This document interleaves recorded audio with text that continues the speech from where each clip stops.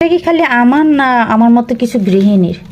কেউ যদি দুপুরে দাওয়াত দেয় তখন এই রাত্রে আর রান্না করতে মন চায় না, তখন কি করব, এই বাইরে থেকে এনে খেতে হয়।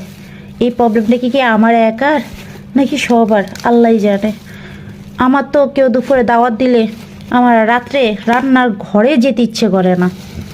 তখন জামাইকে প্যারা দিই, আর জামাই প্যারা দেওয়া লাগে না, জামাইও আমার মতোই, তারও আলসি লাগে। দুপুরে ভালো মন্দ খেয়ে রাত্রে কি আরে আবিজাবি খাওয়া যায়? আমার থেকে আমার জামাই আবার একটু বেশিই বোঝে, কারণ আমরা মানুষ হয়েছি চারজন, আমি, আমার জামাই, আমার ছেলে, আমার মেয়ে, কিন্তু আনছে 5টা। মনে হয় আমি একটু বেশিই খাই, আমার জামাই এটা ধরেই নিছে। যাক, সমস্যা নেই, বিরিয়ানি তো ওফ, এই লোভ আসছে না সবার মুখে? আর মাত্রই তস যেন কেন সইতেছে না, আমি একটু বেশি পেটুকে না? আর আমার মতো গৃহিণী সবারই একই প্রবলেম। দুপুরে সবার আবার না, আবার কেউ এনার্জি ফুল থাকে যে রান্না করতে খুব ভালো লাগে, কিন্তু আমার না, একদমই ভাল লাগে না।